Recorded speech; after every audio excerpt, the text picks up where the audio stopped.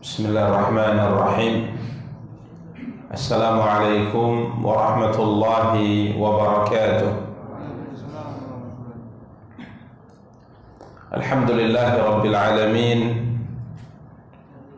Wal 'aqibatu lil muttaqin fala 'udwana illa 'alal zalimin.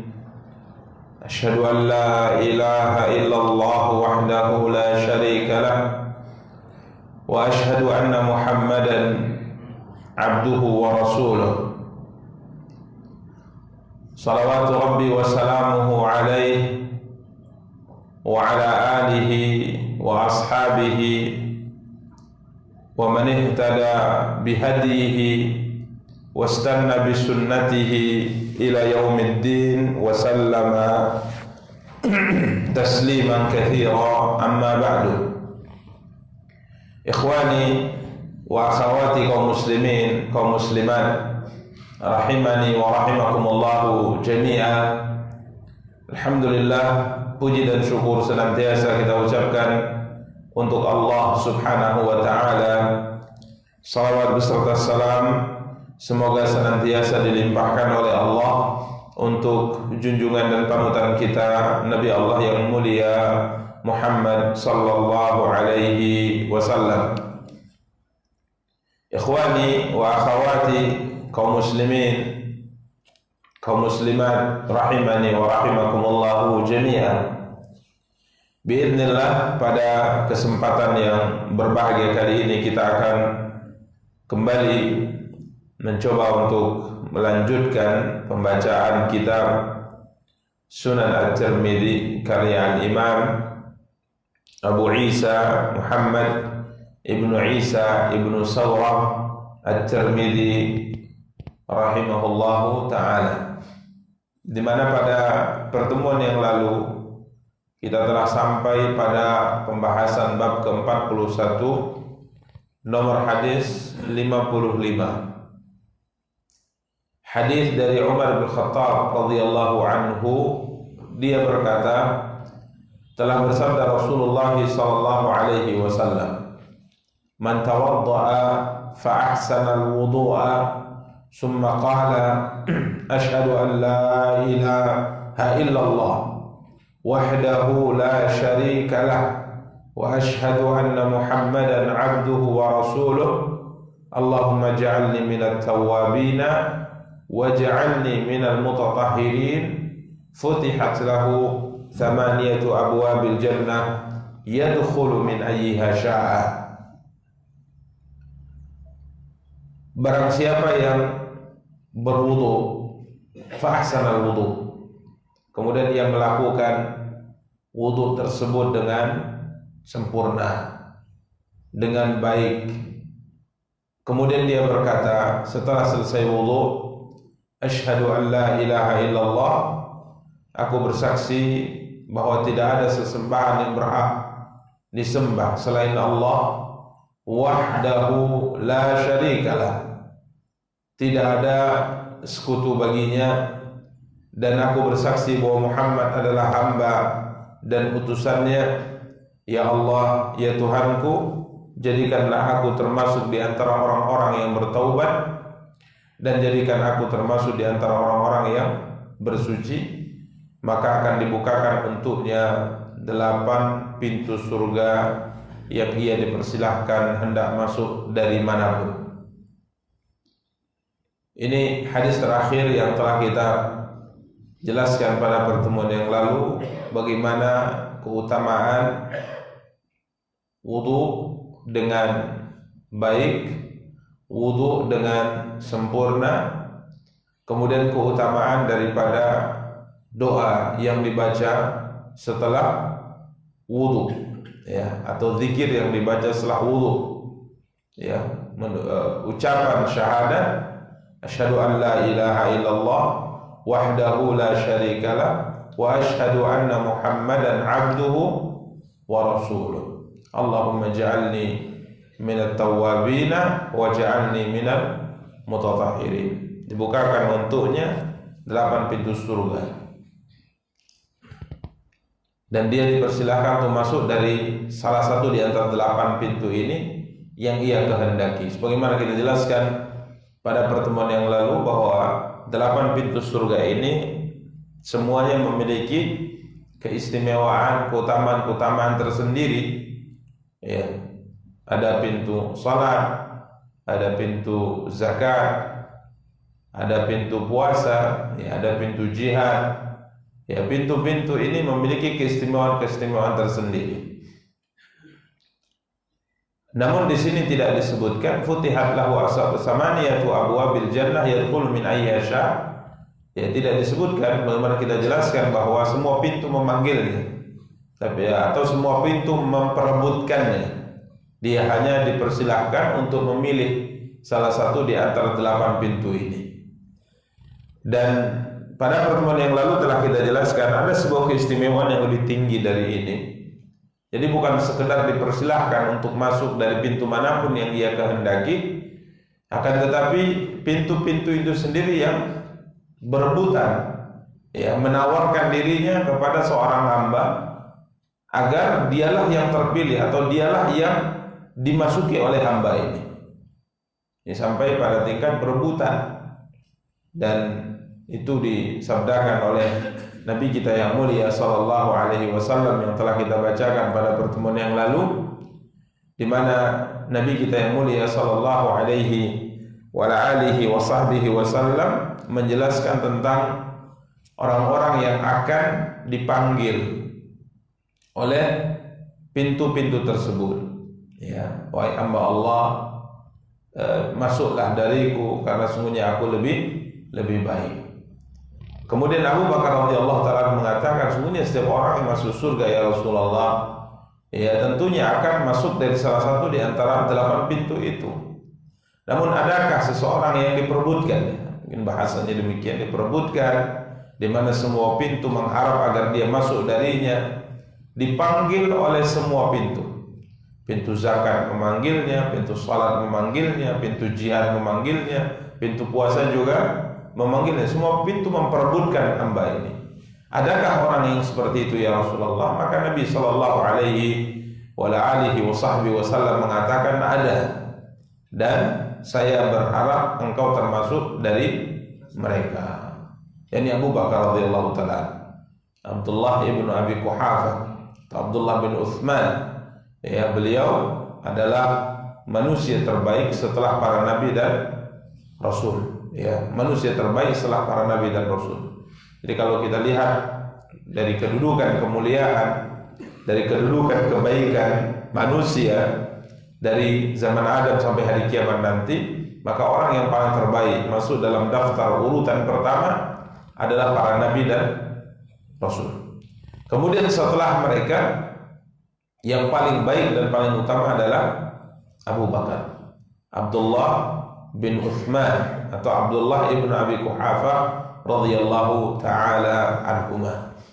Demikian para ikhwah dan akhwat yang dimuliakan dan dirahmati oleh Allah Subhanahu wa taala. Berikutnya kita akan masuk pada bab selanjutnya, bab ke-42, babul wudu bil mud. Bab penjelasan wudu dengan kadar air sebanyak 1 mud. Kadar air sebanyak 1 mud. Sering kita jelaskan pada pertemuan-pertemuan sebelumnya bahwa mud ini adalah ukuran yang berlaku di zaman itu, di zaman Nabi kita yang mulia sallallahu alaihi wasallam. Karena yang kita lihat bahwa beberapa istilah dalam ukuran-ukuran itu tidak familiar lagi di zaman kita, artinya tidak dipakai. Ada istilah 1 mud, ada istilah 1 sa', ya. Ada lagi kalau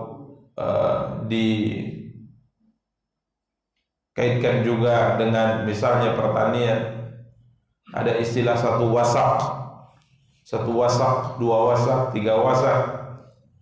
Ya, kemudian kalau dikaitkan dengan istilah yang mereka pakai terkait dengan uang, misalnya dinar dan dirham, ya, ada istilah-istilah yang 1 mithqal, 2 mithqal. Ini adalah istilah-istilah yang saat itu dipakai ya, di zaman tatkala Nabi kita yang mulia sallallahu alaihi wasallam masih hidup. Atau istilah yang dipakai oleh manusia saat itu. Dengan berjalannya waktu, manusia pun menggunakan istilah-istilah yang berbeda, ya, istilah-istilah yang berbeda. Kan para ulama kita rahimahumullah taala mencoba, karena hukum-hukum tertentu dalam Islam, misalnya terkait dengan masalah zakat, ini tentunya hukum yang tidak berakhir dengan wafatnya siapa? Rasulullah SAW. Nabi SAW sudah sebutkan, ya, sudah sebutkan bahwa zakat dinar dan dirham itu berapa? Ya, untuk dirham, mata uang perak saat itu zakatnya 200 dirham, 200 dirham. Ya. Sedangkan untuk mata uang dinar atau emas, maka zakatnya berapa? 20 dinar. Ya, 20 dinar. Jadi kalau perak 200 dirham, kalau emas 20 dinar. Ya, ini adalah istilah yang saat itu dipakai, 1 dinar, 2 dinar. Sekarang kita menggunakan gram. Menggunakan gram. Jadi perak itu kita tahu beratnya itu bukan lagi pakai 1 dirham, 2 dirham, tapi perak itu hitungannya dengan menggunakan apa? Gram, 1 gram, 2 gram, 3 gram. Baik, begitu juga dengan emas. Ya, begitu juga dengan emas. Dulu istilahnya dinar, 1 dinar, 2 dinar, ya. Sekarang kita juga menggunakan gram, 1 gram, 2 gram, 3 gram. Sehingga para ulama kita rahimahumullah taala, karena zakat ini adalah sebuah hukum yang berlaku untuk semua tempat dan semua waktu sampai hari kiamat. Sehingga mereka mencoba untuk mengkaji, ya, mengkaji, karena istilahnya sudah berbeda, maka mereka mencoba untuk mengkaji, ya, mencoba untuk mengkaji 1 dirham itu berapa gram, 1 dinar itu berapa gram emas, sehingga muncullah beberapa angka yang kalaupun terjadi di sana adanya perbedaan dalam angka, biasanya tidak terlalu jauh, ya, tidak terlalu jauh. Sebagian ulama mengatakan bahwa 200 dirham itu adalah berapa? 595 gram perak. 595 gram perak. Adapun 20 dinar itu setara dengan 85 gram emas, 24 karat. Ya, 85 gram emas, 24 karat. Sehingga para ulama rahimahumullah taala mengatakan, jika seandainya seorang hari ini punya emas, ya, dia punya emas dengan nilai atau dengan timbangan kadarnya sudah mencapai 85 gram emas, 24 karat. Kalau emas di bawah itu, contoh emas 22 atau emas 18 karat, maka nanti angkanya disesuaikan dengan 24 karat itu. Ya, kalau seandainya antum atau istri antum punya emas 85 gram emas 24 karat, maka sudah terkena kewajiban apa? Zakat. Tinggal nunggu haulnya saja. Ya, contoh 1 Ramadan 1444 Hijriah, emas telah mencapai 85 gram, artinya sudah sampai nisab, maka tinggal ditunggu haul. Tahun depan 1 Ramadan 1445 Hijriah, dilihat apakah emas itu masih pada angka nisab atau berkurang. Kalau masih 85 gram, keluarkan zakatnya 2,5%. Ya, kalau berkurang dari nisab di pertengahan penantian haul, maka zakatnya gugur. Tapi jangan disengaja. Jangan disengaja. Tinggal 1 bulan lagi mau bayar zakat, dibilang, "Bang, kita alihkan dulu nih agar tidak terkena apa? Zakat." Ini berdosa. Ngakali namanya. Ya. Padahal zakatnya juga tidak terlalu besar, ya. Tidak terlalu besar, bahkan bukan tidak terlalu, bahkan memang kecil zakatnya itu sebenarnya dibandingkan kepemilikan 85 gram itu.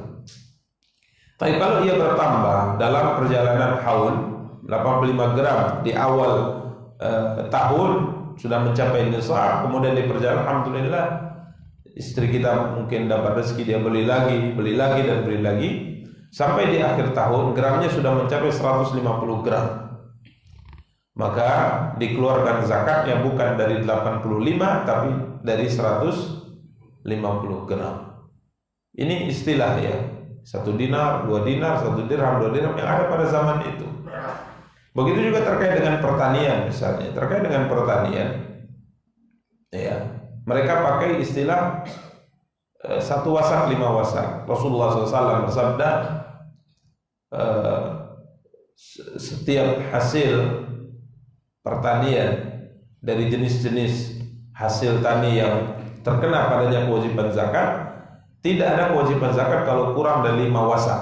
Tidak ada kewajiban zakat kalau kurang dari 5 wasak. Artinya seorang petani padi misalnya, atau kurma, atau gandum, ya, atau anggur kering, zabib, kalau hasil panennya belum mencapai 5 wasak, maka tidak ada kewajiban apa?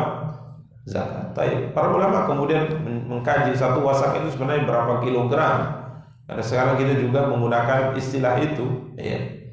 Maka mereka mengatakan Allahu a'lam 5 wasak itu kurang lebih 600 kilo ya.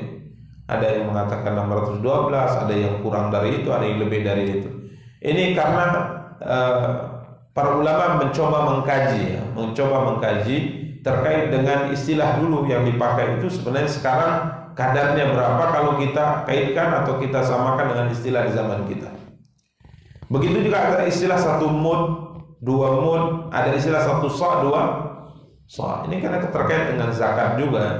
Ya, Nabi SAW bersabda, "Farada Rasulullah SAW zakat al-fitr sa'an min tamrin, atau sa'an min aqid, atau sa'an min zabib." Rasulullah SAW wajibkan atas kami, kata para sahabat, untuk zakat fitri 1 sa' dari kurma, 1 sa' dari zabib, 1 sa' dari aqid. Aqid itu apa nih? Terjemahkan susu yang sudah dipadatkan, apa istilahnya? Keju ya, keju. Ya, karena makanan kami saat itu adalah hal-hal yang disebutkan tadi. 1 sa', Nabi katakan 1 sa'. Begitu juga dengan istilah mud, ya. Maka para ikhwan dan akhwat yang dimuliakan rahmatullah Allah, para ulama mencoba untuk mengkaji, bahkan kadang-kala mereka dalam menentukan itu mereka mengatakan bahwa ini kami mewarisi tempat. Ya, sampai seperti itu pembahasannya. Jadi ada satu tempat yang kami warisi dari guru kami, sanadnya sampai kepada Rasulullah SAW. Artinya tempat ini merupakan standar yang dulu dipakai oleh siapa? Rasulullah. Sehingga beras tadi kan 1 sa', ya, 1 sa'. Maka mereka mengatakan 1 sa' yang dipakai pada Rasulullah SAW takarannya adalah benda ini, dan ada sanadnya gitu. Ini saya wariskan dari guru saya dari guru saya, guru saya dari guru saya, terus sampai ke zaman sahabat. Inilah 1 sa'. Ya. Nah, yang lainnya berbeda pula gitu. Sehingga terjadi mungkin perbedaan ya, perbedaan angka, walaupun kita katakan sebenarnya tidak signifikan. Artinya tidak terlalu jauh. Makanya dalam metode mengeluarkan baiknya kata para ulama kita ambil angka yang aman gitu. Contoh misalnya dalam zakat fitr 1 sa', ada yang berpendapat dari kalangan para ulama bahwa zakat fitr 1 sa' itu kalau kita sesuaikan dengan istilah kilogram sekarang, 1 sa' itu 2 kilo, 2 kilogram. Ada yang mengatakan 2,5. Ada maksimalnya berapa? 3 kilo gitu. Nah, maka alhamdulillah di negeri kita yang dipakai adalah 2 kilo 7 on. Aman gitu, aman. Karena angkanya sudah di atas dari angka yang paling rendah. Ya kalau antum ini, kalau saya 3 kilo saja lah, enggak apa-apa. Saya dikeluarkan 3 kilo, per kepala 3 kilo, enggak apa-apa. Ya, demikian para ikhwan dan akhwat yang dimuliakan dan dirahmati Allah. Jadi ini sebuah istilah ya di zaman itu. Karena para ikhwan ini kalau disebutkan angka sekian gitu, dikatakan kemudian antum baca buku yang lain, Loh, ini kok berbeda? Ini biasa ya. Karena apa? Karena ini adalah sebuah perkiraan. Yang kadang seperti misalnya gandum bagus dengan gandum yang tidak bagus, tatkala ditakar mungkin sama takarannya, tapi tatkala ditimbang berbeda gitu. Mungkin para petani paham, nah, ada beras yang tatkala ditakar ya, misalnya 1 kilo itu berapa mu? 4 mu. Jadi ada beras yang 4 mu itu benar-benar 1 kilogram. Tapi tatkala beras tertentu itu kurang gitu, mungkin agak ringan ya. Bijinya itu agak apa? Agak ringan. Bahkan ada mungkin yang lebih dari 1 kilo. Di sinilah letak apa? Perbedaan-perbedaan itu. Ya, demikian para ikhwan dan akhwat yang dimuliakan dan dirahmati Allah. Jadi bab wudu dengan 1 mud. 1 mud itu adalah 2 genggam orang dewasa. Itu 1 mud. Jadi kita ciduk air dengan menggunakan tangan kita ini. Inilah disebut dengan 1 mud.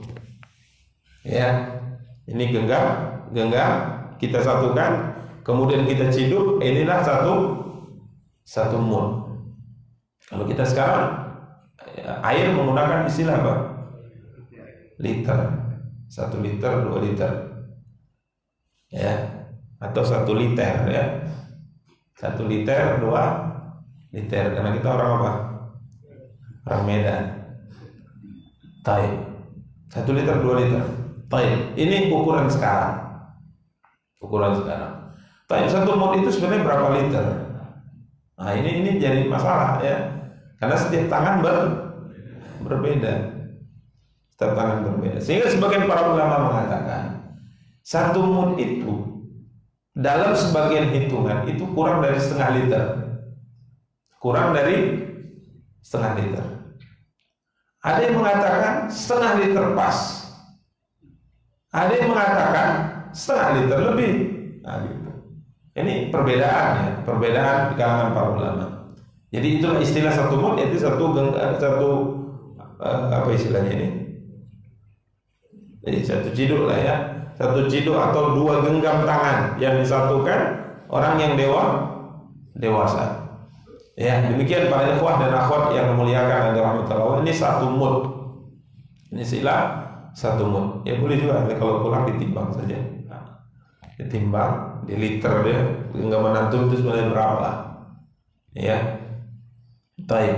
Kemudian beliau bawakan hadis nomor 56.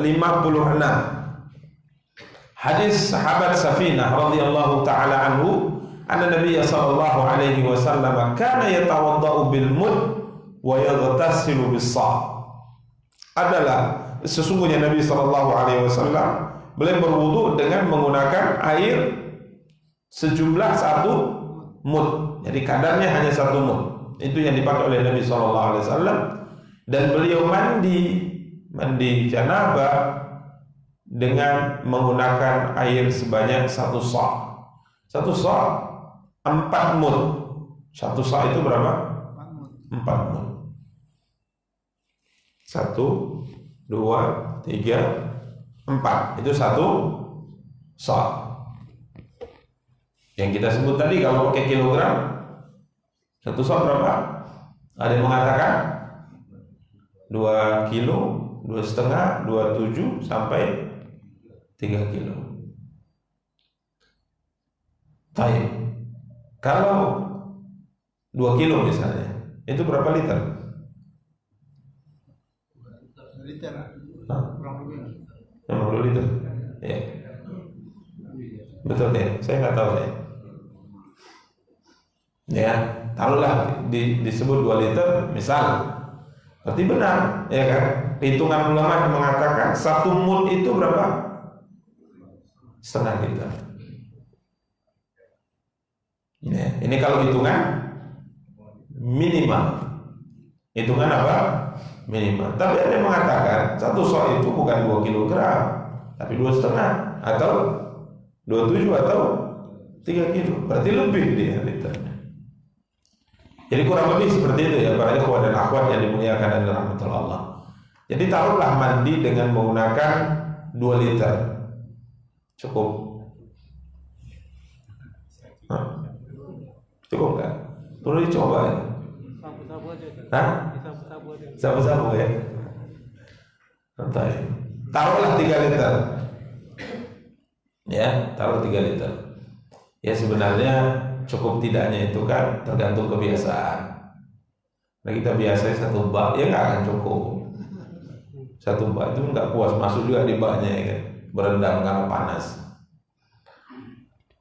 Ya, jadi subhanallah para ikhwah dan akhwat yang dimuliakan dan dirahmati Allah, sebagaimana kemarin kita singgung sebelum kita tutup ya pembahasan kita, bahwa beginilah sebenarnya agama kita mengajarkan yang namanya apa istilahnya? Ya, hemat dalam menggunakan sebuah sarana yang dibutuhkan oleh semua makhluk di atas muka bumi ini, yakni air. Ya, diajarkan kita benar-benar hemat, tidak boleh berlebihan. Ya. Dan itu dicontohkan oleh Nabi SAW dalam kehidupan beliau. Beliau wudu dengan 1 mud, mandi dengan 1 sok. Ya. Wah Ustaz, itu kan karena dulu nggak ada air gitu. Karena dulu tidak ada air, susah air. Ya sebenarnya susah atau tidaknya itu tergantung tempatnya di zaman dulu. Tergantung apa? Tempatnya. Ya kalau tengah padang pasir sekarang pun susah. Ya kalau di tengah padang pasir. Tapi kalau misalnya di kota-kota yang ada kehidupan manusia, pasti air banyak. Ya karena di Madinah sendiri, di kota Madinah itu terdapat beberapa sumber air yang luar biasa. Ya, sumber air yang luar biasa. Kita kenal istilah sumur apa? Sumur rumah. Ya, sumur yang dibeli oleh siapa? Utsman bin Affan radhiyallahu taala anhu. Yang cerita yang paling tersohor, sumur ini dimiliki oleh siapa? Seorang Yahudi. Walaupun ada riwayat lain mengatakan sumur ini dimiliki oleh seorang sahabat dari kabilah Ghifar. Ya, tapi intinya sumur ini dibeli oleh siapa? Utsman bin Affan. Kemudian beliau wakafkan. Kemudian tidak jauh dari Masjid Nabawi dulu ada kebun dimiliki Abu Talha, dan situ ada sumber mata air juga. Karena orang Arab itu ya layaknya manusia, orang akan tinggal satu tempat kalau airnya mencukupi. Kalau air tidak mencukupi pasti orang akan pindah. Begitu mereka. Makanya orang-orang Arab Badui dulu itu mereka tidak punya tempat menetap. Mereka menetap sekian bulan selama persediaan air di tempat itu ada, mereka di situ bersama dengan ternaknya, keluarganya. Ntar kalau sudah kering, mereka cari sumber lain. Itu namanya Arab Badui. Ya, tidak menetap. Ya, tidak menetap. Ini para ikhwah dan akhwat yang dimuliakan dan dirahmati Allah. Jadi kalau dikatakan dulu kan karena sedikit, karena memang tidak ada apa? Air, tidak. Ya bukan itu permasalahannya, tapi memang para ikhwah dan akhwat yang dimuliakan dan dirahmati Allah, Islam mengajarkan pada kita hemat, terkhusus dalam penggunaan apa? Air, karena ini adalah sumber kehidupan. Wa ja'alna minal ma'i kulla syai'in hayy. Dan kami jadikan setiap yang hidup asal muasalnya itu dari air. Subhanallah. Jadi air itu nikmat besar. Ya, air itu adalah nikmat besar. Sehingga hadis yang seperti ini tatkala diceritakan oleh sahabat kepada generasi setelahnya, ya, yang mana perhatian untuk menghemat ini sudah mulai luntur. Maka Abdullah bin Umar menyampaikan hadis tentang Rasulullah mandi dengan 1 sa' ini kepada tabi'in. Waktu itu ada anaknya namanya Bilal bin Abdullah bin Umar bin Khattab radhiyallahu taala anhu. Dia sampaikan Rasulullah SAW itu mandi dengan 1 sa'. Ya, kalau hitungan paling kecil tadi 2 liter atau taruh 3 liter. Maka Bilal bin Umar bin Abdullah bin Umar bin Khattab, anaknya Abdullah bin Umar yang meriwayatkan hadis tadi, dia mengatakan, kalau saya nggak cukup itu. Maka sang bapak marah besar kepada anaknya, ya, karena ucapan tidak cukup itu seakan-akan dengan 3 liter atau 2 liter tadi mandinya tidak sempurna. Maka dia mengatakan sungguhnya satu sa' itu cukup untuk orang yang badannya lebih besar dari kamu, rambutnya lebih panjang dari kamu. Dan orang yang tentunya rambutnya lebih panjang ini butuh apa? Air lebih, karena mandi janabah itu kan harus basah seluruh kulit. Ya, jadi benar-benar harus basah. Jadi satu sa' itu cukup bagi orang yang badannya lebih besar dari kamu, rambutnya lebih panjang dari kamu, plus lebih baik dari kamu. Artinya kenapa kamu menganggap seakan-akan tidak cukup, tidak sah? Ini telah dipraktekkan oleh Nabi kita yang mulia sallallahu alaihi wasallam. Jadi demikian para ikhwah dan akhwat yang dimuliakan oleh rahmatullah Allah, boleh wudhu dengan satu mud, mandi dengan satu sa'. Nah, bisa mulai dicoba nanti.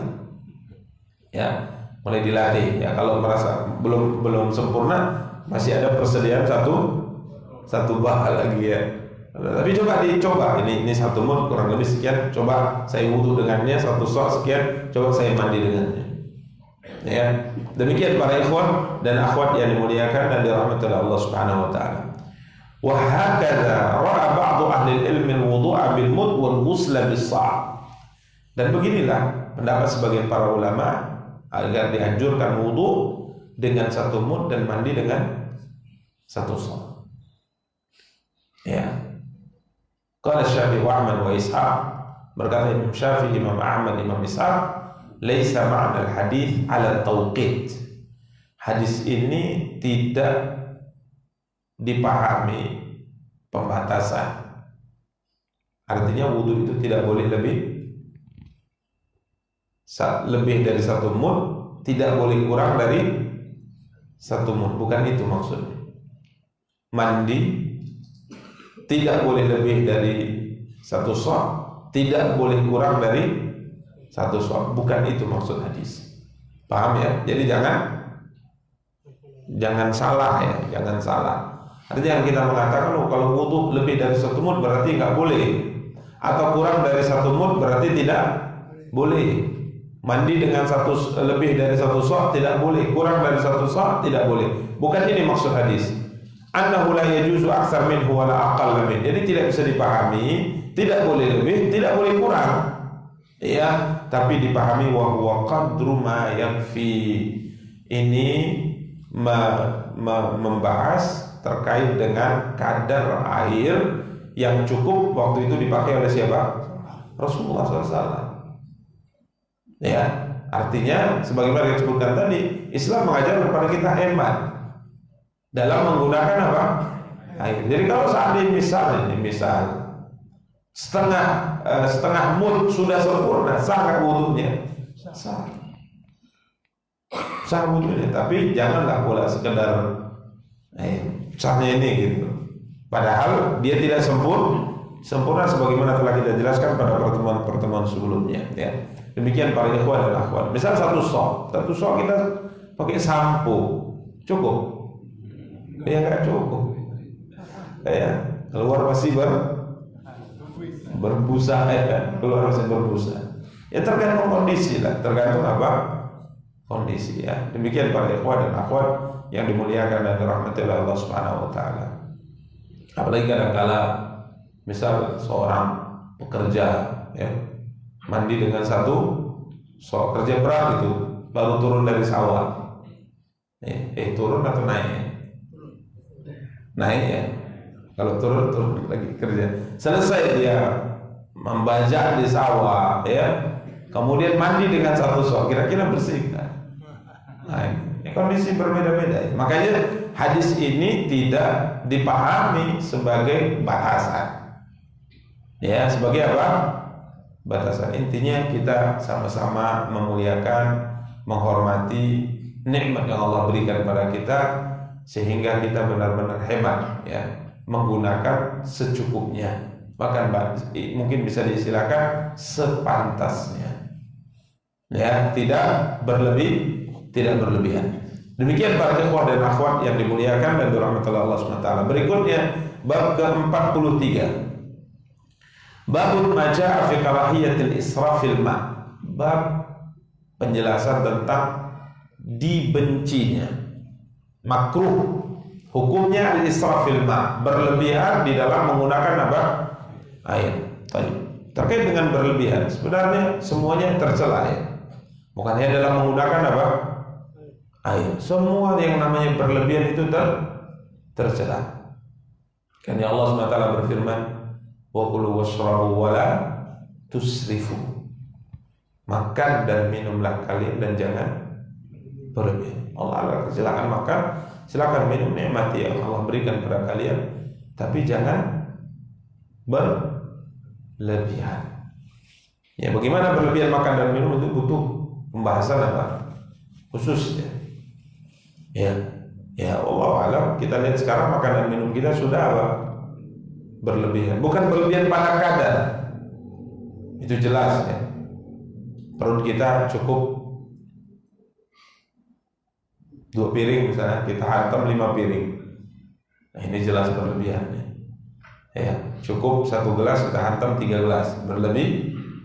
Kalau sekali-sekali boleh. Sekali-sekali, tapi jangan tiap. Karena seperti Abu Hurairah radhiyallahu taala. Ini hadis pertama saya baca. Berapa umur saya membaca hadis ini? Saya ingat umur 13 tahun. Baca hadis ini, saya ingat hadis ini saya baca. Kemudian tertawa sendiri saya bacanya. Ya. Jadi tatkala Abu Hurairah itu kelaparan, ya, lapar karena memang beliau ini termasuk ahlus suffah. Ini orang yang tak punya tempat, tidak punya keluarga, tidak punya usaha, tinggalnya di mana? Di masjid, tidur di masjid. Makan minumnya gimana? Ya kalau ada sedekah. Kalau ada apa? Sedekah. Jadi kalau warga itu ada panen kurma, biasanya mereka gantung. Kalau dulu waktu kita kecil masih ada ini seperti ini, panen pisang digantung di langgar ya kan? Masih ingat? Entah kalau di kampung saya aja masih ada. Orang panen itu ada yang dibawa ke masjid gitu. Seperti dulu di zaman siapa? Rasulullah SAW. Jadi disebutkan bahwa Abu Hurairah ini karena memang miskin sekali ya, miskin, luar biasa miskinnya, sehingga kadang-kala beliau itu sampai pingsan karena kelaparan. Sampai ada orang lewat di kakinya di ini kan, ke Abu Hurairah sedang pingsan gitu kan.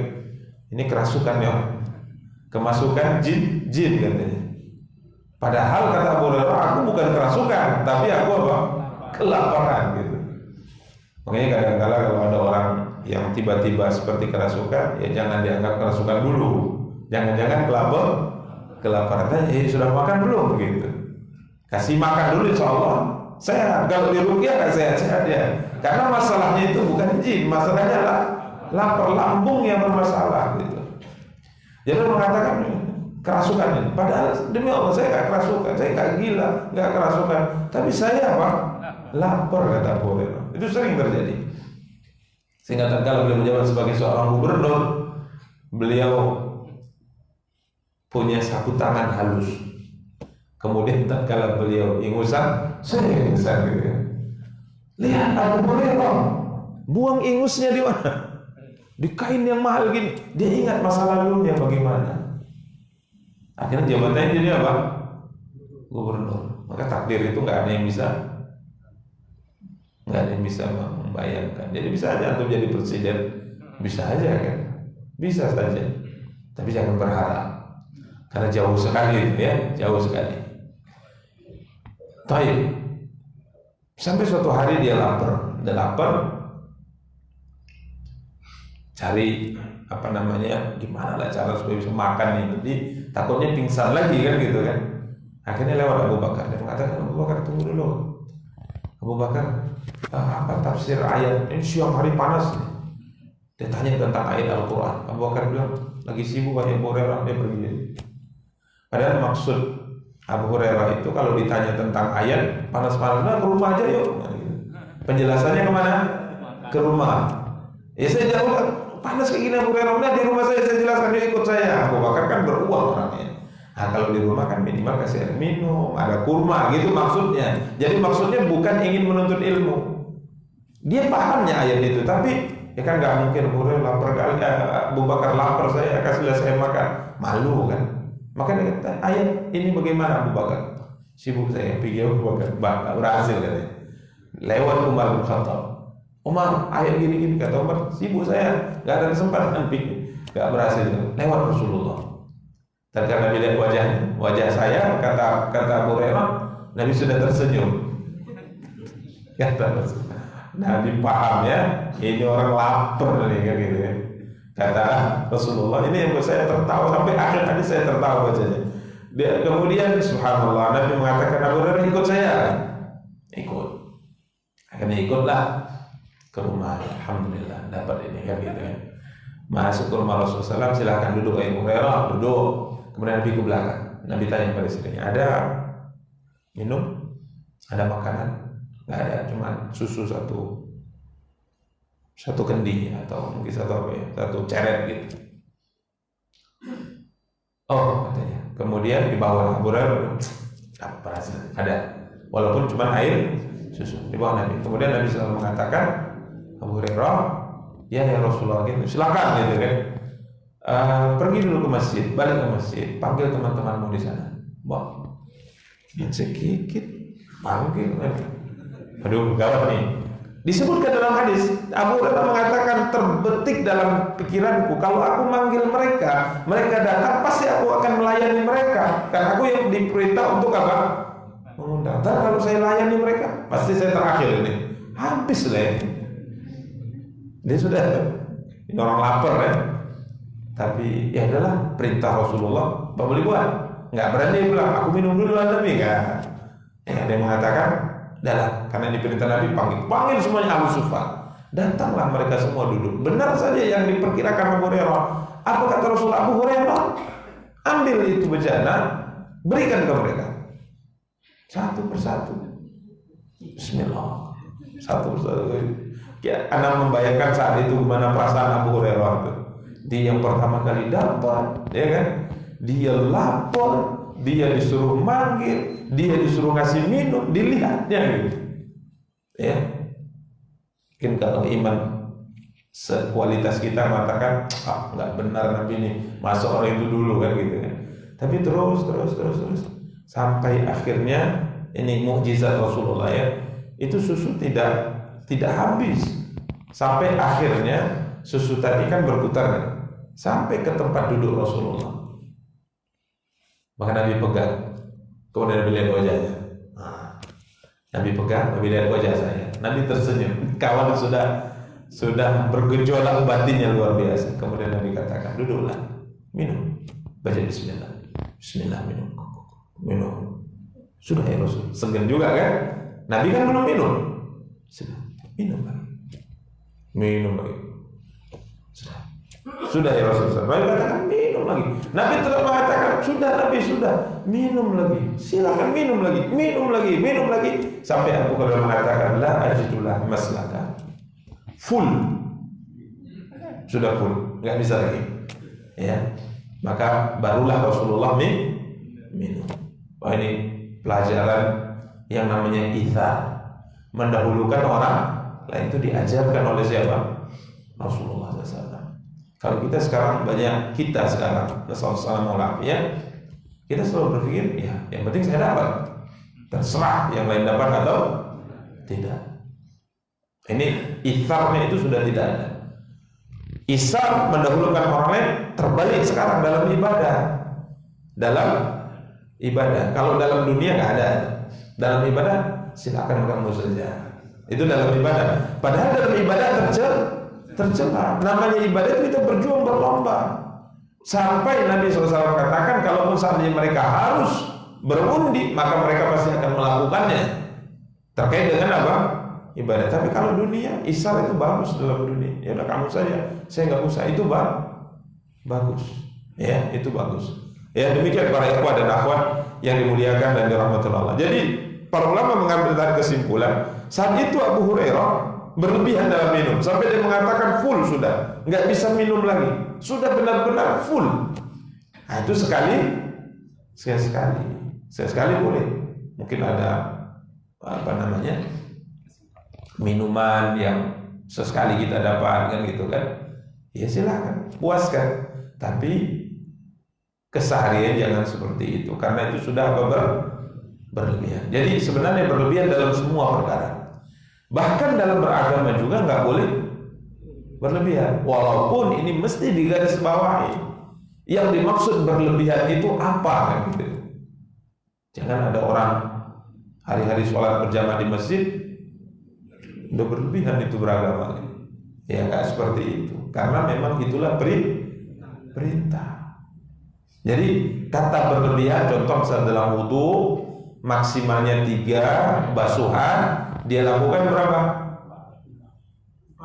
4. Nah gitu. Ini yang dimaksud dengan apa? Berlebihan. Atau untuk mengulang-ulang, ini kaitan dengan hadis. Padahal sudah 3, tapi karena adanya was-was, dia ulang-ulang terus wudunya sampai nggak siap-siap wudu. Terus di situ. Ya, ini terkait dengan wudu ya, yang disebut dengan berlebihan. Secara umum Nabi SAW pernah bersabda, halakal mutanatti'un, binasalah orang-orang yang berlebihan dalam segala perkara. Ya, dalam segala perkara. Kemudian beliau bawakan ini hadis nomor 57, dhaiful isnad. Sanadnya kata Al-Imam Tirmidzi tidak kuat. Ya, sanadnya tidak kuat. Artinya lemah ya. Tapi kita baca dari Ubay bin Ka'ab dari Nabi SAW beliau bersabda, inna lil wudu'i syaitanan yuqalu lahul walha fattaqu wiswasal ma. Sesungguhnya pada amalan wudu terdapat syaitan yang mengganggu. Dan ada namanya, dia punya nama setan ini. Namanya siapa? Namanya Walhan. Nama setannya apa? Walhan. Nama setannya ya, Walhan. Ingat-ingat supaya jangan kasih nama dengan nama ini, walaupun pakai bahasa Arab ya. Kadang bahasa Arab cantik gitu, Jahannam ada itu. Ya, baik. Jadi nama sebenarnya tidak mesti Arab. Nama tidak mesti apa? Arab. Nama dengan nama selain Arab itu tidak mengapa, tidak dilarang. Ya, selama artinya bagus dan tidak mengandung unsur kesyirikan atau yang lainnya. Jadi nama Jawa ya bagus, tidak apa-apa. Contoh misalnya nama Jawa Joko Widodo, artinya bagus kan? Bagus. Susilo Bambang Yudhoyono, nah ini bagus. Ya, jadi tidak perlu juga diganti. Jadi jangan namanya sudah bagus dengan nama Jawa kemudian ganti sama namanya. Udah ganti aja namanya Bilal misalnya. Ganti namanya Hamzah, ya. Ya, nama pakai nama Jawa tidak ada masalah. Yang penting artinya apa? Artinya bagus. Ya. Jadi jangan kemudian ada sebagian gitu setelah dia hijrah langsung rubah apa? Nama hijrah rubah nama. Kenapa dirubah namanya? Enggak sesuai syariat Ustaz. Nah, ini enggak paham. Nabi hanya merubah nama-nama sahabat yang mengandung unsur apa? Syirik. Dirubah namanya. Tapi kalau tidak udah dibiarkan oleh Rasulullah. Kalau nama mereka seperti Bilal, apa arti Bilal? Nggak ada. Ya, tak ada arti Bilal. Ya, tapi begitulah karena nama ini tidak mengandung kesyirikan, tidak mengandung maksiat, dibiarkan oleh Nabi SAW. Ya, jadi nama syaitan ini Walhan, yang mengganggu orang wudu. Ya, dia bisikkan, dia ya ganggu intinya supaya orang yang wudu ini was-was, wudunya sudah sempurna atau tidak, ya kan? Sudah 1 kali, 2 kali atau 3 kali, selalu diganggu. Karena Nabi mengatakan fattaqu wiswasal ma, berhati-hatilah kalian dari was-was terkaitan dengan penggunaan air. Ya. Yang terpenting itu bukan nama setannya. Yang terpenting apa? Melawan was-was dan menggunakan air seminim mungkin. Ini intinya. Karena para ikhwah, kita ini kadang-kadang terfokus pada sesuatu yang aneh-aneh. Kalau dibacakan hadis ini, yang kita langsung tertarik dengannya nama setannya. Sama seperti tatkala Nabi SAW sebutkan, ada setan yang lain. Setan apa namanya? Khinzib. Atau ulama bacanya khanzab atau khinzab. Nama setannya. Ini setan yang membisikkan, menggoda kita di saat kita apa? Kita sholat. Seorang sahabat datang kepada Rasulullah SAW, Utsman bin Abil As. Dia datang kepada Rasulullah kemudian mengatakan, ya Rasulullah, sesungguhnya syaitan telah menghalangi antaraku dan salatku. Bacaanku selalu salah, jumlah rakaat selalu bingung berapa gitu. Selalu saya alami itu. Ya, maka Rasulullah SAW mengatakan kepada beliau, "Dzaka syaitan yuqalu lahul khinzab atau khanzab." Itu yang membuatmu seperti itu adalah syaitan yang namanya apa? Khinzab atau khanzab. Ya, makanya kalau seandainya engkau merasa diganggu olehnya, maka Rasulullah SAW katakan ta'awwad billahi min, berlindung kau kepada Allah darinya. A'udzu billahi minasyaitonir rajim. Kemudian waqful an yasarika thalatha. Kemudian coba meludahlah ke sebelah kiri 3 kali. Meludah di sini agak susah diterjemahkan meludah, karena orang menganggap meludah itu lain ya. Gitu. Meludah itu seperti watful itu bukan basah. Inilah masya Allah ya, bahasa Arab itu apa istilahnya, kaya dia dengan bahasanya, sehingga kadang-kadang tatkala kita terjemahkan tidak ada bahasa yang cocok untuk menerjemahkan itu. Karena kalau menerjemahkan itu orang bisa salah paham. Seperti misalnya Ar-Rahmanu 'alal 'arsy istawa, misalnya Allah Ar-Rahman istawa. Istawa itu diartikan dengan apa? Bersemayam. Walaupun secara maknanya istawa itu bukan bersemayam seartinya, dia artinya ala wartafa, tinggi di atas arsy. Karena orang kalau diartikan bersemayam ini seperti saya ini bersemayam di atas kursi, ini duduk. Jadi salah paham orang.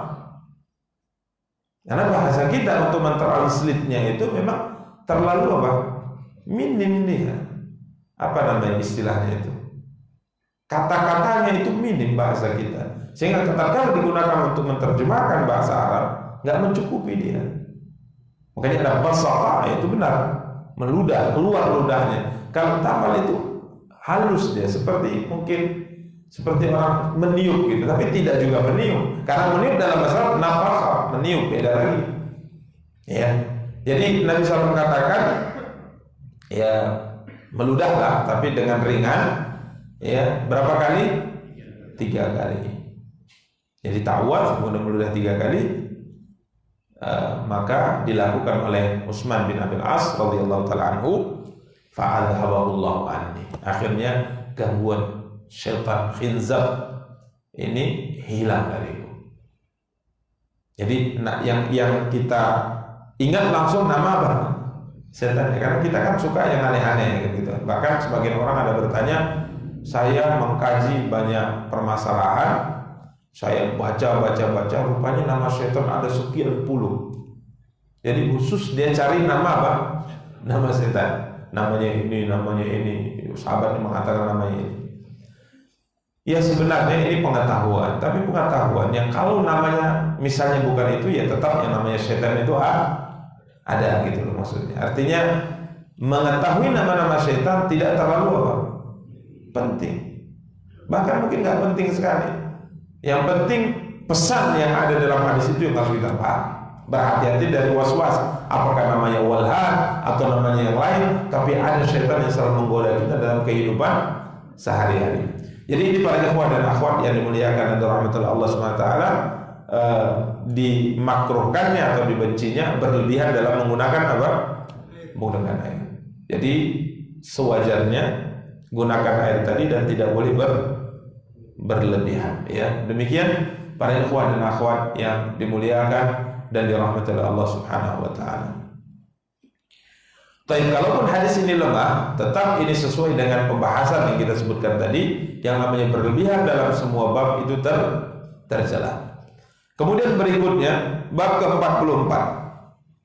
Babu maja'a fil wudu' li kulli shalah. Bab penjelasan wudu untuk setiap salat. Hadis yang pertama 58 dilemahkan oleh sebagian para ulama dari Anas, sesungguhnya Rasulullah sallallahu alaihi wasallam kana yatawadda li kulli salatin tahiran aw ghairu tahir. Rasulullah sallallahu alaihi wasallam berwudu, kata Anas, untuk setiap salat, baik kondisi beliau, keadaan beliau suci atau tidak suci. Jadi salat zuhur wudu, kemudian salat asar wudu lagi, walaupun belum batal. Ini kata Anas bin Malik radhiyallahu, kalau mereka bisa. Kalau kita ya hampir niat, ya jangankan zuhur asar, maghrib isya saja pun sudah batal. Ya. Qultu li Anas, fa kaifa kuntum tasna'una antum? Anas ditanya, itu kan Rasulullah, kalau kalian bagaimana kondisi saat itu?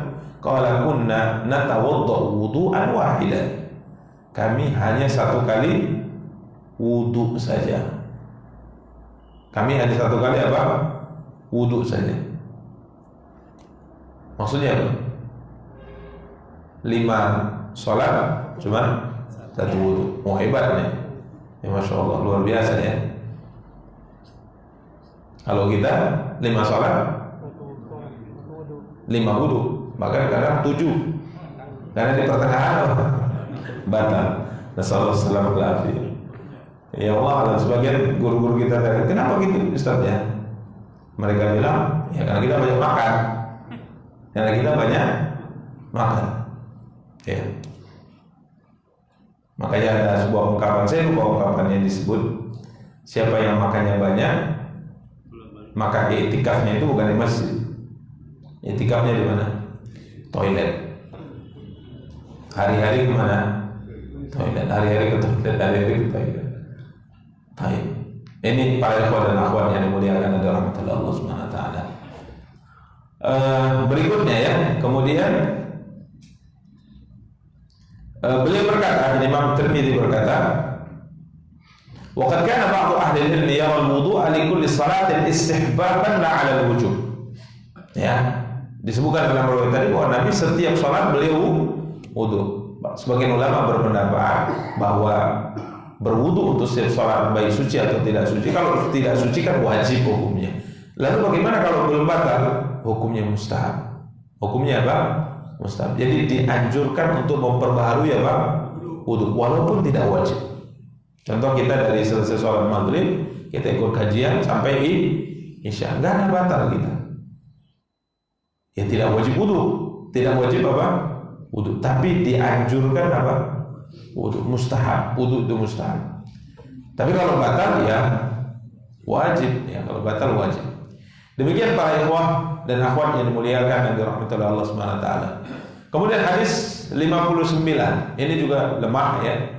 Dari Nabi sallallahu alaihi wasallam, dari Abdullah bin Umar, dari Nabi sallallahu alaihi wasallam, beliau bersabda, "Man tawadda ala tuhrin kataballahu lahu bihi asyra hasanah." Barang siapa yang berwudu sekalipun belum batal, Allah tuliskan untuknya pahala 10 kebaikan. Tapi hadisnya apa? Lemah. Ya, hadisnya lemah. Tapi tetap kita katakan bahwa wudu itu keutamanya sangat besar. Sangat besar. Karena ini sebuah ibadah. Sebuah ibadah ya. Kemudian hadis nomor 60. Ini sahih. Dari Anas bin Malik yang mengatakan, kan Nabi sallallahu alaihi wasallam yatawaddau 'inda kulli salat. Adalah Rasulullah, beliau berwudu untuk setiap salat. Persis seperti hadis 58 di atas. Kemudian aku berkata, bagaimana kalian melakukannya? Anas mengatakan, kunna nusalli salawati kullaha biwudu'in wahidin ma lam nuhdits. Kami dulu mengerjakan salat 5 waktu dengan 1 wudu selama tidak ada. Ini jadi keseringan mereka demikian ya. Salat zuhur, salat subuh, kemudian zuhur, asar, maghrib, isya, satu wudu. Ya, ada yang pernah seperti ini? Ya, kayaknya mustahil lah kalau kita. Tapi Allah alam, kita nggak tahu. Mungkin ada yang bisa. Seperti mungkin pas di i'tikaf di masjid di bulan Ramadan, mungkin ada. Tapi ini memang berat ya, memang berat ya seperti ini. Demikian para ikhwah dan akhwat yang dimuliakan dan dirahmati oleh Allah Subhanahu wa taala. Tapi saya kira kita cukupkan pertemuan kita. Setelahnya mungkin kalau ada yang ingin ditanyakan, kita persilahkan. Insyaallah pada pertemuan akan datang kita akan masuk bab ke-45, masih terkait dengan bab penjelasan salat 5 waktu dengan satu wudu. Ya, salat 5 waktu dengan satu wudu. Artinya boleh. Sebagaimana kita sebutkan tadi, kalau belum hadas tidak wajib wudu, tapi bagus kalau perbarui ya Pak wudunya. Ya, kecuali kalau hadas ya wajib. Ya, wallahu taala a'la wa a'lam. Demikian ya, dipersilakan kalau ada yang ingin ditanyakan. Wassallallahu ala nabiyina Muhammadin wa ala alihi washabbihi tabi'in wa akhiru da'wana alhamdulillahirabbil alamin. Silakan. Keluar dari tema. Ya, silakan.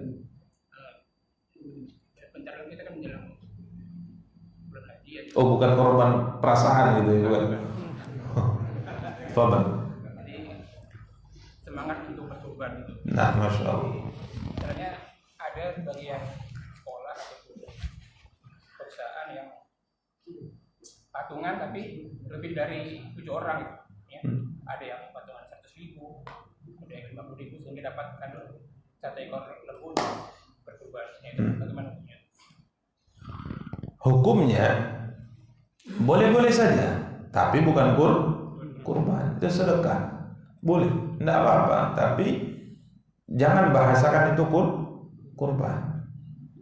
Bahasa istilah kurban atau udhiyah, ya, kurban atau udhiyah yang diistilahkan dengan hewan yang diperintahkan untuk sembelih di waktu yang kita sebut dengan Idul Adha. Ya, ini sudah ditentukan oleh Nabi SAW. Bolehnya kita berkongsi dalam menyembelih unta atau sapi, maksimalnya berapa? 7, maksimalnya 7. Ini batasan.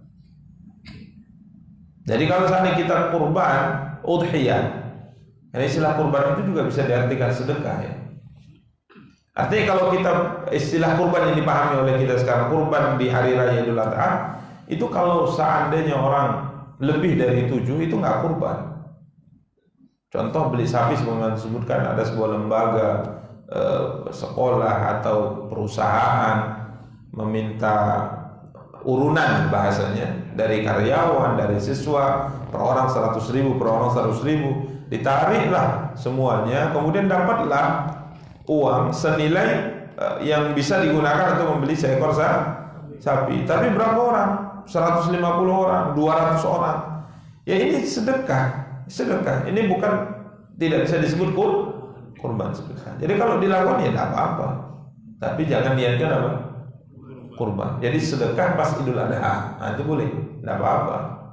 Tapi jangan kemudian yuk kita kurban, kumpul-kumpul, itu nggak kurban. Itu bukan kurban. Karena maksimalnya berapa? 7. Kurang tidak apa-apa. Contoh antum mau kurban satu antum, dan saya kurban 1 ekor sapi, boleh? Sangat boleh. Ya, bahkan pembahasan para ulama, mana lebih utama kurban dengan kambing atau sapi misalnya, mana lebih utama? Ada yang mengatakan lebih utama kambing, ada yang mengatakan lebih utama sapi. Khilaf. Ada yang mengatakan lagi kalau sapi 1 orang dengan kambing 1 orang lebih utama sapi. Lebih utama apa? Sapi. Ini ada khilaf lah, perbedaan di kalangan para ulama tentang ini. Tapi intinya kita berusaha untuk apa? Kurban, itu intinya. Ya, jadi yang antum tanyakan tadi ini tidak disebut kurban, ini sedekah. Ini sedekah. Jadi kalau sedekah itu disembelih sebelum sholat sudah boleh. Misalnya sholatnya kan kita kurang lebih jam 7:30 ya, karena memang Idul Adha itu biasanya agak lebih cepat. 7:30 kita sholat. Misalnya siap subuh kita sembelih itu, ya sah-sah saja gitu. Tapi kalau kurban kita disembelih sebelum sholat, inilah yang dilakukan oleh Abu Qatadah radhiyallahu taala. Dia berinisiatif, bagus inisiatifnya. Dia saya siap subuh saya sembelih, karena orang kan belum ada yang nyembelih. Kalau nanti setelah sholat orang semua nyembelih, sehingga beliau sembelih sebelum subuh supaya cepat bagi, supaya pemberian itu lebih istimewa dibanding yang lainnya. Maka ditanya pada Rasulullah, maka Nabi mengatakan syatu kasyatu lahmin, kambing yang kau sembelih itu hukumnya hanya sedekah biasa, bukan kurban. Maka dia mengatakan, ya Rasulullah, nggak ada lagi kambing yang aku punya mau sembelih, ini kan nggak sah nih. Aku punya kambing yang belum cukup umurnya, boleh. Nabi katakan boleh untukmu. Maka terpaksa menyembelih yang paling kecil karena nggak ada. Salah, rupanya salah praktek. Jadi kalau yang seperti tadi itu boleh disembelih walaupun belum sholat, karena itu bukan kurban. Tapi kalau kurban dia, maka dia harus disembelih setelah apa? Setelah sholat. Wallahu ta'ala. Nah, kalau sebaliknya Ustaz, misalnya satu orang dua, itu sapi seharusnya 7 orang. Misalnya panitia udah sibuk nyari apa pesertanya lah, nggak dapat. Nah, tinggal bisa 2. Itu kalau diselesaikan satu orang gimana? Diselesaikan satu orang maksudnya gimana? Dia bayar yang apa nih? Dilunasi nggak? Nggak paham saya. Pastinya gini lah. Sendiri Pak korbannya. Yang kurang 2 ini diambil sama yang di antara yang 5 itulah gitu. Berarti dia sendiri. Satu sapi? Yang mampu 5 orang, kan kurang 2 orang. Yang dua ini Ditalangi oleh 5? Bukan 1 orang di antara orang itu. Enggak apa-apa. Enggak apa-apa. Artinya dia mengeluarkan iuran dari 1 ekor lebih besar. Iya, lebih dari 1 lah. Enggak apa-apa. Kalau itu kita cari orangnya itu. Kita cari orang. Contoh ini misal daftar sapi ke-7 misalnya. Kan biasanya akhir-akhir itu yang kurang kan gitu kan. Daftar sapi ke-7. Daftar 1, 2, 3, 4, 5. Berapa anggarannya? 2 juta per orang misalnya. Berarti 5 cuman dapat berapa? 10 juta. Padahal sapi mau dibeli 15. Misal. Duh, nggak ada lagi nih Pak. Gimana nih? Dia cuman 5 orang nih. Gimana? Kalau nggak kita naikkan lo harga iurannya. Nggak sanggup. Ini 2 juta pun nabungnya 1 tahun udah kan gitu. Maka yang satu bilang karena dia punya kelebihan harta, dia mengatakan ya sudah. Berarti saya tambah 5 juta lagi. Berarti dia mengeluarkan berapa? 7 juta. Ya enggak apa-apa. Enggak apa-apa. Bagus. Selebihnya kira sedekah atau kira? Enggak lah. Selebihnya kurban juga. Kurban juga. Iya, kurban juga. Iya, kurban juga. Jadi yang perlu diperhatikan adalah orang yang dikongsikan di situ. Bukan jumlah uangnya. Ya, wallahu a'lam. Jadi intinya kongsi itu maksimalnya berapa? 7. Iya. Kalau berdua kongsi ya enggak apa-apa. Yang satu udah saya lebih besar karena saya ingin pahalanya lebih banyak misalnya, enggak ada masalah insyaallah wallahu a'lam. Nah, silakan. Nah, berikutnya orang yang cacat. Bila mana dia diamputasi, lalu kesulitan untuk sumber air, itu bentuknya seperti apa? Tidak bisa ke ya, baik. Wudu, didatangkan air ke dia. Datangkan air.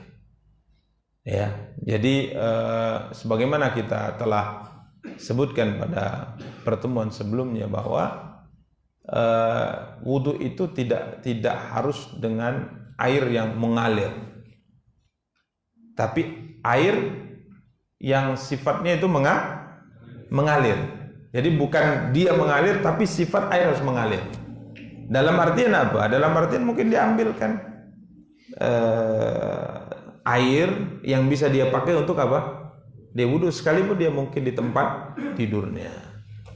Ini kalau memungkinkan. Kalau membahayakan, maka Islam telah memberikan aturan untuk apa? Tayamum. Atau sebagian wudu bisa dibasuh dengan air, sebagian nggak bisa. Maka para ulama katakan wudulah basuh anggota-anggota tubuh yang bisa dibasuh dengan air. Adapun anggota tubuh wudu yang tidak dibasuh dengan air karena membahayakan, maka tayamumkanlah. Artinya setelah wudu kita kemudian apa? Tayamum lagi.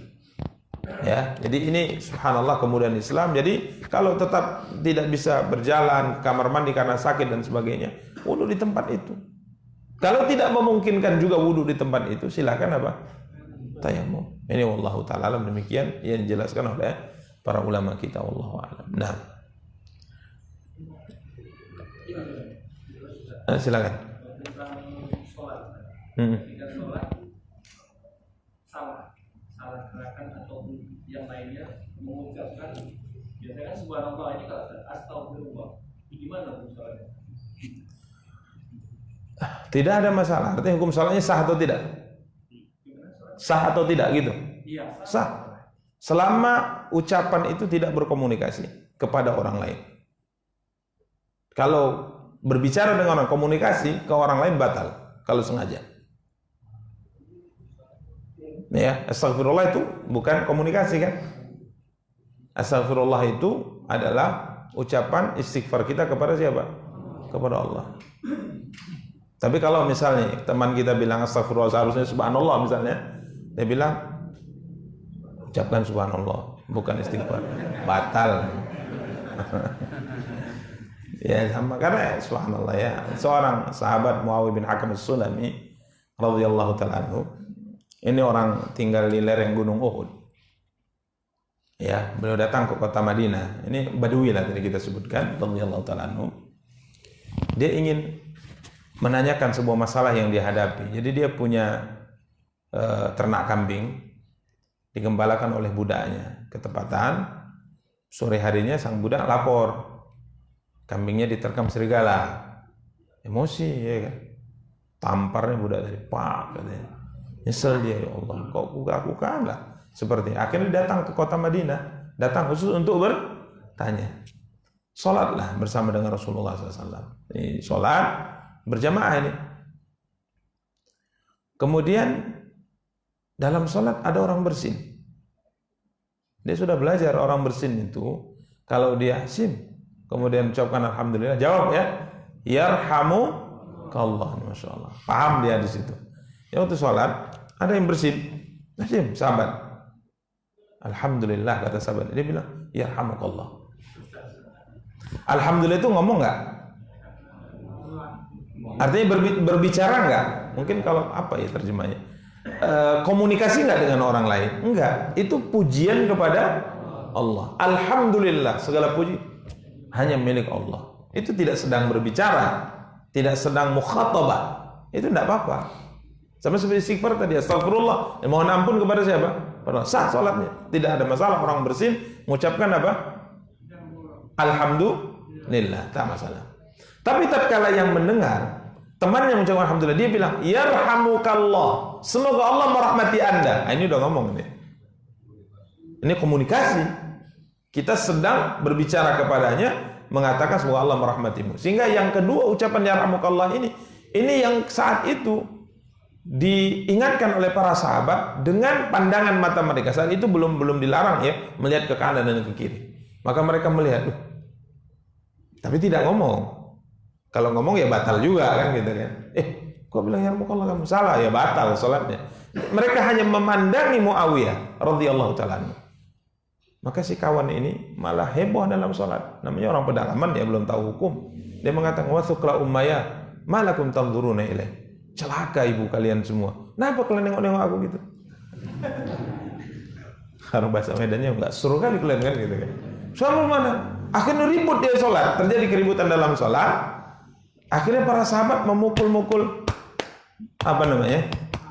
paha mereka supaya dia diam, karena sholat itu tidak boleh bicara. Baru dia paham, berarti salah, nggak boleh. Baru saya diam. Setelah sholat langsung dipanggil. Ini terjadi keributan di dalam sholat. Dia dipanggil oleh Rasulullah. Ta'al, maju kamu. Karena Nabi tahu di belakang. Dan masuk mukjizat beliau itu, beliau bisa melihat dari arah belakang. Maju. Coba bayangkan kalau kita yang melakukan kesalahan itu gimana perasaannya. Gara-gara kita terjadi kehebohan dan usah dipanggil oleh Nabi maju. Dipanggil. Saat kali panggil suruh duduk. Demi Allah, aku tidak melihat seorang guru yang lebih baik daripada Rasulullah. Ini kesabarannya. Kita guru sedikit apa? Taunya marah. Ya. Tapi biasanya dengan bertambahnya umur, biasanya emosinya juga apa? Mereda. Betul Pak ya? Yang tua-tua ini, guru-guru yang tua ini paham lah ya. Kalau masih muda-muda dulu kita gimana? Luar biasa. Ngeri kali bapak itu kan ya. Sekarang enggak. Masya Allah bapak itu sabar. Ya karena umur. Darahnya dulu masih apa? Masih panas. Sekarang udah mulai dingin. Kedinginan. Ya. Sekarang sudah mulai dingin. Ya, wajar ya faktor usia. Makanya kalau ada yang sudah tua marah-marah terus, hati-hati. Nah ya, takutnya darah tinggi. Ya sudah, istighfar ya. Tapi demi Allah saya tidak mendapatkan seorang guru yang lebih baik dari beliau. Enggak ada. Wallahi makaharoni. Dia tidak menghardikku, dia tidak menyudutkanku, dia tidak memukul, enggak ada memarahi. Tapi beliau mengatakan, "Fulan, sesungguhnya salat itu tidak boleh dicampuri dengan perkataan manusia. Tasbih, baca Quran, zikir, diterangkan Nabi dengan bagus. Padahal buat ribut dia dalam salat. Sehingga para sahabat sendiri di salat mereka pelototi ini orang. Buat ribut gitu. Tapi setelah itu subhanallah, enggak lupa dia maksud tujuannya datang kan gitu kan. Coba kalau dimarah, ngeblank lah, pulang dia. Enggak betul nih guru gue nih. Gitu. Tapi karena saya udah selesai nasihat, dia paham, baru dia mengatakan, ya Rasulullah, sungguhnya saya punya budak perempuan. Dia informasikan padaku gini-gini, aku marah, aku pukul. Mestikah aku merdekakan dia ya Rasulullah? Nabi mengatakan, datangkan dia dulu. Disitulah muncul hadis, pertanyaan, Ainallah. Siapa saya? Engkau adalah Muhammad, Rasulullah. Di mana Allah? Fis sama. Nah ini fis sama ini juga kalau kita terjemahkan dengan bahasa kita salah paham orang. Fi itu artinya ala, di atas, bukan berarti di langit di sini. Itu keyakinan yang sesat seperti itu. Sama seperti istawa tadi. Istawa tadi ala wartafa, di atas, tinggi di atas arsy. Jadi bukan duduk di atas arsy seperti kita duduk di atas kursi. Itu karena kadang-kala kita memahaminya salah terjemah. Kalau kita lihat para ulama fis sama ala asistawa artinya ala wartafa. Maka Nabi SAW katakan atikha fa innaha mu'minah. Bebaskan ini budak karena dia adalah seorang yang beriman. Walaupun hadisnya dalam Sahih Muslim dan dicoba oleh sebagian orang mencoba untuk melemahkannya. Karena pertanyaan di mana itu menunjukkan arah ya. Pertanyaan di mana itu bertanya tentang arah. Di mana Ustaz? Di masjid. Di mana Ustaz? Di belakang. Ini kan arah gitu. Sehingga hadis ini dicoba untuk disebutkan sebagian hadisnya apa? Kata dhaif. Padahal ada dalam Sahih Muslim. Hadisnya sahih. Ya, jadi ini. Jadi kalau ucapan istighfar, insya Allah tidak membatalkan apa? Salat. Tapi kalau berkomunikasi batal, salatnya batal. Ya. Demikian para ikhwah dan akhwat yang dimuliakan dan dirahmati Allah tabaraka wa taala. Wallahu a'lam. Silakan penutup. Anda pernah melihat kan itu ada keadaan darurat di Masjidil Haram. Berwudu, dari mana dia ilmunya, saya juga baru lihat itu. Dia basah di handuknya, kemudian diusapkan. Gimana? Tidak sah. Ini yang kita sebut mengalir tadi.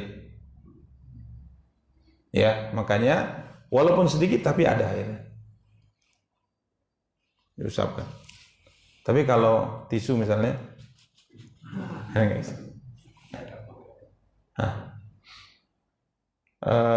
saya lupa dalilnya yang disebutkan para ulama. Makanya Allahu a'lam ya. Tentunya kita juga berusaha untuk meminimalkan penggunaan air, tapi jangan sampai keluar dari batasan aturan syariat. Ya. Ya mungkin pakai anduk diperas lah. Nah, gitu ada airnya. Nah, tapi kalau cuma sama seperti misalnya kita wudhu, Pak, tangan kita kan masih basah kadang, ya kan? Kita kumur-kumur, tangan kita masih basah, nggak ambil air lagi, tapi kita lap aja, sah? Nggak sah. Itu tidak sah. Ini yang disebutkan dalam pembahasan para ulama. Tapi saya lupa istidlal, ya, pendalilan yang dipakai para ulama dalam bab ini. Ya kalau basah ya basah memang, tapi bukan itu yang dimaksud dalam istilah apa? Wudu. Dia harus mengalir. Ada air yang mengalir. Walaupun kata mengalir tadi kita luruskan pada pertemuan-pertemuan sebelumnya, bukan harus mengalir dari keran gitu, bukan itu maksudnya. Ya, jadi kalau sekedar dilap-lap gini itu tidak sah. Wallahu a'lam. Mungkin hanya yang dapat kita sampaikan, semoga ada faedahnya. Kita cukupkan. Subhanakallahumma bihamdik, asyhadu an la ilaha illa anta, astaghfiruka wa atubu ilaik. Wassalamualaikum warahmatullahi wabarakatuh.